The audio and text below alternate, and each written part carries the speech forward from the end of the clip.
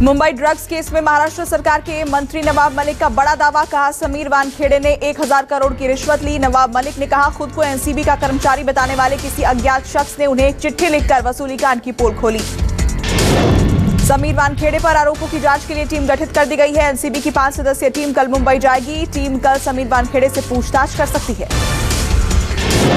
समीर वानखेड़े ने आरोपों को बताया निराधार। कहा फर्जी और झूठे आरोप लगाए जा रहे हैं। नई साजिश रची गई, साजिश के खिलाफ लड़ूंगा। नवाब मलिक के आरोपों पर समीर की पत्नी क्रांति वानखेड़े ने पलटवार किया। कहा समीर को टारगेट किया जा रहा है।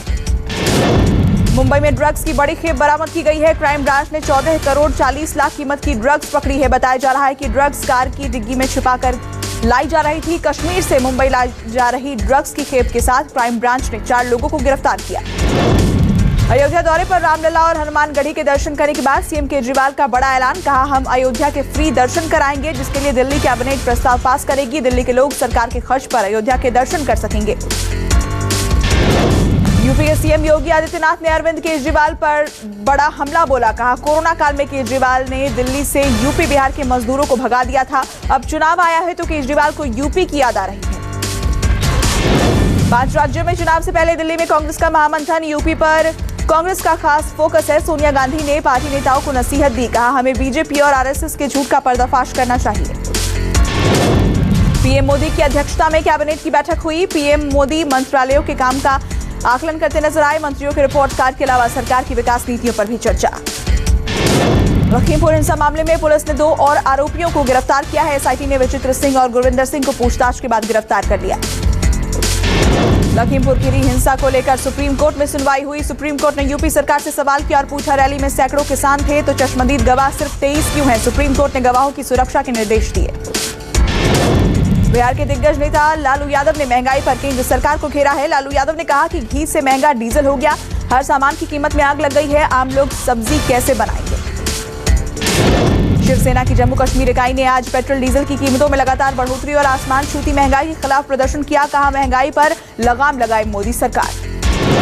बिहार में 2 सीटों पर हो रहे उपचुनाव से पहले आरजेडी और कांग्रेस के बीच पोस्टर वॉर शुरू हो गया है। पटना के इनकम टैक्स चौराहे पर एक पोस्टर लगाया गया जिसमें कहा गया कि लालू यादव ने भक्त चरणदास पर बयान देकर दलितों का अपमान किया है।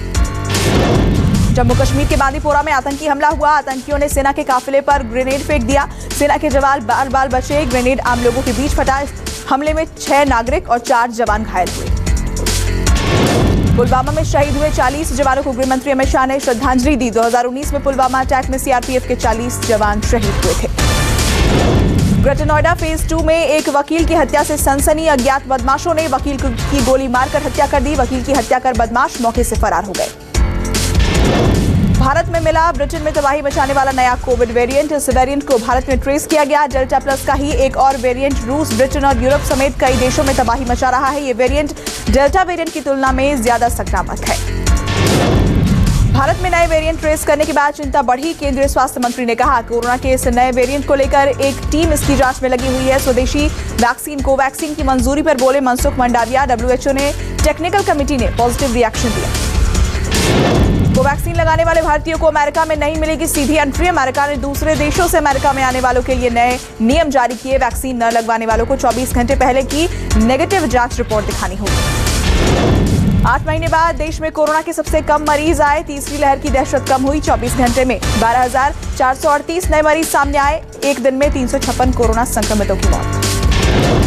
दिल्ली के बॉर्डर्स पर किसानों के आंदोलन को आज 11 महीने पूरे हो गए। किसान लखीमपुर हिंसा में केंद्रीय मंत्री के इस्तीफे की भी मांग कर रहे हैं। किसानों ने कहा अजय मिश्रा को बर्खास्त किया जाए।